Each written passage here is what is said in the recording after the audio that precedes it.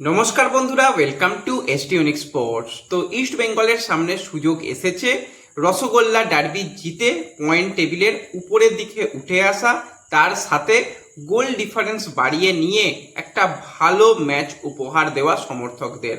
কারণ ইস্ট বেঙ্গল এর পরবর্তী ম্যাচ যেটা খেলতে চলেছে সেটা হচ্ছে ওড়িশা এফসির সঙ্গে, যেই ম্যাচটা হবে গোয়া থেকে। হ্যাঁ, ইস্ট বেঙ্গলের হোম ম্যাচ, কিন্তু আমাদের এখানে ভোটের কারণে এই ম্যাচটা গোয়ায় শিফট করা হয়েছে। সেখানে কিন্তু ইস্ট বেঙ্গল এই হোম ম্যাচ খেলতে চলেছে, যেটা কিন্তু রয়েছে 28শে এপ্রিল সন্ধ্যা 7:30 থেকে। তো ইস্ট বেঙ্গল এবং উড়িষ্যা এফসি দুটো দল কীরকম জায়গায় রয়েছে, হেড টু হেডের রেকর্ড কি বলছে, শক্তি দুর্বলতা অনুযায়ী কোন দলের জেতার সম্ভাবনা রয়েছে, কেন এই ম্যাচটা ইস্ট বেঙ্গলের জন্য একটা গুরুত্বপূর্ণ ম্যাচ হতে চলেছে, সমস্তটা নিয়েই আলোচনা রয়েছে এই ভিডিওতে। ইন্টারেস্টিং ভিডিও হবে, শুরু থেকে শেষ পর্যন্ত দেখো। ভিডিও ভালো লাগলে সকলে একটু লাইক শেয়ার করে দিও, আর যারা চ্যানেলে প্রথমবারের জন্য এসেছো মনে করে চ্যানেলটাকে সাবস্ক্রাইব করে নিও, তাহলে প্রিয় দলের খেলার সমস্ত আপডেট তোমরা এখানে পেয়ে যাবে। তো চলো আর দেরি না করে ভিডিও শুরু করা যাক। তো বর্তমানে আইএসএল এ যেরকম ভাবে খেলা চলছে, সেখানে ইস্ট বেঙ্গলের কাছে এখনো সুযোগ খুব ভালোভাবে রয়েছে। ইস্ট বেঙ্গল তারা একটা ভালো জায়গায় ফিনিশ করতে পারে, চ্যাম্পিয়নশিপ রাউন্ডের মধ্যে রয়েছে, চ্যাম্পিয়ন হওয়ার মতো কিন্তু ইস্ট বেঙ্গলের কাছে সুযোগ রয়েছে, এবং ইস্ট বেঙ্গলের কাছে সেরকম দল রয়েছে। অনেক দলগুলো কিন্তু দিকে তাকালে তারা সেই রকম ভাবে দল গঠন করতে পারেনি, তারপরেও তারা কিন্তু বেশ ভালো ফাইট দিচ্ছে। লাইক এফসি গোয়া, তারা খুব ভালো দল গঠন করেছে সেরকম নয়, ভালো ফাইট দিচ্ছে। বেঙ্গালুরু এফসিও ভালো ফাইট দিচ্ছে, কিন্তু ইস্ট বেঙ্গল, মোহনবাগান, মুম্বাই, পাঞ্জাব এরা কিন্তু একটা বেশ ভালো দল গঠন করেছে। তো সেই দল গঠনের দিকে তাকালেই ওড়িশা এফসির অবস্থা এবছরে অত্যন্ত খারাপ অবস্থা রয়েছে। তাদের সব থেকে গুরুত্বপূর্ণ যারা প্লেইং 11-এর প্লেয়ার, তারা সবাই বলতে গেলে দল থেকে বেরিয়ে গেছে। সেখানে মুড্ডারা ফল, আহমেদ জাহু, রয় কৃষ্ণা, হুগো বুমোস, একাধিক বিদেশি প্লেয়ারদের ধরে রাখতে পারেনি, তারা দল ছেড়েছে। শুধুমাত্র একজন বিদেশি প্লেয়ার, সে দলটাকে ভালোবেসে সে রয়ে গেছে, কার্লোস ডেলগাডো। এছাড়া তাদের কাছে কোনো অপশান নেই। শেষ মুহূর্তে গিয়ে তারা বেশ কিছু একদম বলতে গেলে তারা যে কোনো দলের প্লেইং 11-এ কেন বেঞ্চেও থাকে না, সেই রকম প্লেয়ারগুলোকে সাইন করানো হয়েছে। তার মধ্যে দুজন আবার এক্স ইস্ট বেঙ্গলের প্লেয়ার, তাদের সাইন করিয়ে তারা একটা দল গঠন করতে চেয়েছে, এবং ইন্ডিয়ান কোচ টিজি পুরুষোত্তমের হাতে কিন্তু দায়িত্ব তুলে দিয়েছে ওড়িশা এফসির এই বছরের লিগ পরিচালনা, যাতে সে করে, যা হবে হবে সেরকম একটা ভাবনা চিন্তা করে।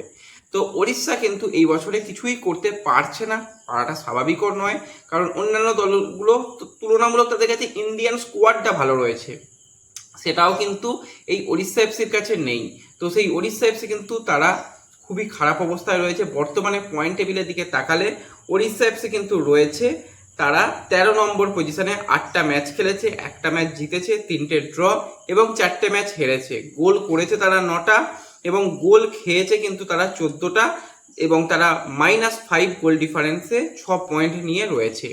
তো এই জায়গাতে তাদের তো অবস্থা খুবই খারাপ, কিন্তু একটা জিনিস ভালো, তারা গোল অন্তত করেছে। 9টা গোল করেছে, ইন্ডিয়ান প্লেয়াররাই সেখানে মূলত গোল করার ক্ষেত্রে বিশেষ ভূমিকা রেখেছে, এবং দল একটা মোটামুটি ভালো খেলেছে। তো সেই দিকে তাকালে ইস্ট বেঙ্গল কিন্তু এই ওড়িশা এফসি থেকে অনেক গুণ এগিয়ে থাকবে, কারণ ইস্ট বেঙ্গলও কিন্তু টোটাল 8টা ম্যাচ খেলেছে, সেখানে ইস্ট বেঙ্গল কিন্তু 4টে ম্যাচে জিতেছে, 3টে ম্যাচ ড্র হয়েছে, এবং 1টা ম্যাচ ইস্ট বেঙ্গল হেরেছে। তো দুটো দলের যদি আমরা হেড টু হেডের রেকর্ড নিয়ে কথা বলি, এই দুটো দলই যখন আইএসএল-এ তারা মুখোমুখি হয়েছে, তারা ভাই আলাদা লেভেলের পারফরমেন্স করেছে। 2020-21 সিজন বা 21-22 সিজনের দিকে তাকালে দুটো দল যখন খেলতো প্রচুর গোল হতো। ইস্ট বেঙ্গল 5টা গোল করতো, ওড়িশা 6টা গোল করতো, তো 10-12টা করে গোল তো কম বেশি হয়েই যেত। কিন্তু দিনে দিনে খেলা পরিবর্তন হয়ে সেখানে অত বেশি গোল দেখা যায় না। তো দুটো দলের হেড টু হেডের রেকর্ডের দিকে যদি আমরা তাকাই, সেক্ষেত্রে দুটো দল কিন্তু এখন পর্যন্ত টোটাল মুখোমুখি হয়েছে কিন্তু 12 বার। তো ওড়িশা এফসি ম্যাচ জিতেছে 8টা, ইস্ট বেঙ্গল ম্যাচ জিতেছে 2টো, এবং 2টো ম্যাচ কিন্তু ড্র হয়েছে। এবং যদি আমরা গোলের দিকে তাকাই, দুটো দল কিন্তু টোটাল 54টা গোল করেছে, সেখানে 31টা গোল করেছে ইস্ট বেঙ্গল, এবং 31টা গোল করেছে ওড়িশা, এবং ইস্ট বেঙ্গল গোল করেছে 23টা। তো বোঝাই যাচ্ছে দুটো দল যখনই খেলে তখন কিন্তু একটা ব্রিলিয়ান্ট ফুটবল হয় এবং প্রচুর হাই স্কোরিং হয়, এবং দুটো দলের সেই সুপার কাপের ফাইনাল তোমাদের মনে থাকবে, সেখানে এই উড়িষ্যার ঘরের মাঠে হারিয়ে ইস্টবেঙ্গল কিন্তু ট্রফি জিতেছিল। তো এবার হচ্ছে ইস্টবেঙ্গলের সামনে এই ম্যাচটা জেতা এই কারণে গুরুত্বপূর্ণ, কারণ পয়েন্ট টেবিলে ইস্টবেঙ্গল কিন্তু রয়েছে বর্তমানে দিকে তাকালে সেখানে 4 নম্বর পজিশনে। ইস্টবেঙ্গল এই ম্যাচে পুরো 3 পয়েন্ট পেলে তারা কিন্তু 18 পয়েন্ট নিয়ে 3 নম্বর পজিশনে উঠে আসবে, এবং গোল ডিফারেন্স ইস্টবেঙ্গলের রয়েছে +14, মোহনবাগানেরও গোল ডিফারেন্স রয়েছে +13। তো সেক্ষেত্রে এর পরে যে ইস্টবেঙ্গল ম্যাচগুলো খেলবে তুলনামূলক শক্ত প্রতিপক্ষ, কঠিন প্রতিপক্ষের বিরুদ্ধে খেলবে। তো এই ম্যাচে যত বেশি সংখ্যক গোল করে গোল ডিফারেন্স বেটার করা যায় সেটা কিন্তু ইস্টবেঙ্গলের জন্য পরবর্তী সময় অবশ্যই খুবই গুরুত্বপূর্ণ হবে। তো ইস্টবেঙ্গল শুধু এই ম্যাচটা জেতা নয়, তার সাথে গোল ব্যবধানও কিন্তু বাড়িয়ে রাখার জন্য অবশ্যই চেষ্টা করবে। তার মানে বোঝাই যাচ্ছে দুটো দল যখন খেলবে একটা আলাদাই ম্যাচ হবে, এবং এটা গোয়া থেকে ম্যাচ হবে, তো গোয়াতে ইস্টবেঙ্গল ভালো খেলার চেষ্টা করবে। আমরা যদি উড়িষ্যা এফসির দলের দিকে তাকাই, তাদের দল কিরকম রয়েছে বা তাদের পরিকল্পনা কিরকম রয়েছে, তাদের মূলত একজন বিদেশি প্লেয়ারই রয়েছে। তো সেক্ষেত্রে টিজি পুরুষোত্তম তার দলকে কিন্তু 4-2-3-1 এই ফরমেশনে খেলাবে, যেখানে গোলের তলায় কিন্তু আমরিন্দার সিংকে দেখা যাবে, ডিফেন্স লাইনে কিন্তু কার্লোস ডেলগাডোর সঙ্গে থইকে দেখা যাবে, এবং সাইড ব্যাকে ভানলাল জুডিকা, অপরদিকে সৌরভ ভট্টাচার্যকে কিন্তু দেখা যাবে। মিডফিল্ড প্লেয়ার হিসাবে কিন্তু পুইটিয়ার সঙ্গে রিতেশ শর্মাকে দেখা যাবে। আক্রমণ বিভাগে কিন্তু সেখানে মাফেলা সে অ্যাটাকিং মিডফিল্ডার, উইঙ্গারে একদিকে ভানলাল জুডিকা, অপরদিকে রহিম আলী, এবং সিঙ্গেল স্ট্রাইকার হিসাবে কিন্তু সেখানে ভিপি সুহেরকে ব্যবহার করতে চাইবে। বোঝাই যাচ্ছে যে খুব একটা তাদের কাছে অপশান নেই, তবু এই ইসাক, রহিম আলী তারা ছন্দে রয়েছে। ভিপি সুহেরও মনে হচ্ছে একটা ম্যাচে গোল পেয়েছিল এবং মোটামুটি একটা ফাইট দেওয়ার চেষ্টা করছে। এবার দেখো, অন পেপার উড়িষ্যা অনেকটা পিছিয়ে থাকবে ইস্টবেঙ্গলের তুলনায়, কিন্তু ইস্টবেঙ্গলকে ম্যাচ জিততে হবে, প্রতিপক্ষকে সহজভাবে হালকাভাবে নিলে হবে না। প্রথমেই চেষ্টা করতে হবে অন্তত দুটো গোল করে এগিয়ে যাওয়া, এবং তারপরে চেষ্টা করতে হবে গোল ডিফারেন্স বাড়িয়ে নেওয়া যতটা বেশি সম্ভব। তো সেক্ষেত্রে এরকমই কিন্তু পরিকল্পনা নিয়ে উড়িষ্যা নামবে। অপরদিকে ইস্টবেঙ্গলের ক্ষেত্রে বললে মিগুয়েল এই ম্যাচে ডেফিনেটলি থাকছে না। তো সেই জায়গায় কাকে ব্যবহার করা যায়, নতুন কি পরিকল্পনা করা যায়, তো এই ম্যাচটা এখনো পরীক্ষা নিরীক্ষার সুযোগ অস্কার পাবে। তো অস্কার মূলত 3-5-2 এই ফরমেশনের লাস্ট কয়েকটা ম্যাচে খেলাচ্ছে। তো সেখানে গোলের তলায় গিলকে দেখতে পাবো, ডিফেন্স লাইনে আনোয়ার আলী, কেভিন সিবিলে এবং জিকসান সিংকে রেখে মিডফিল্ডে 5 জন প্লেয়ারকে ব্যবহার করা, সেক্ষেত্রে সৌভিক চক্রবর্তীর সঙ্গে সল ক্রেসপো, এবং তার মাঝখানে কিন্তু এডমন্ডকে উইং পজিশনে একদিকে বিপিন, অপরদিকে ভিষ্ণুকে ব্যবহার করা, এবং আক্রমণ বিভাগে কিন্তু জোড়া স্ট্রাইকার সেক্ষেত্রে অ্যান্টন এবং ইউসুফকে রেখেই কিন্তু কোচ দল সাজাতে পারে।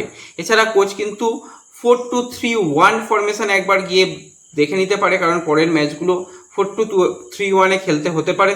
ডিফেন্স লাইনে কেভিন সিবিলের সঙ্গে যাবে, এবং সাইড ব্যাকে কিন্তু একদিকে রাকিব, অপরদিকে জয় গুপ্তা শুরু করবে। মিডফিল্ডে ক্রেসপো এবং রাশিদকে রেখে আক্রমণ বিভাগে এডমন্ড, এবং উইংয়ে ভিষ্ণু, এবং তার সাথে কিন্তু বিপিনকে ব্যবহার করা, এবং স্ট্রাইকার পজিশনে ইউসুফ এজ্জেজারি তাকে ব্যবহার করা।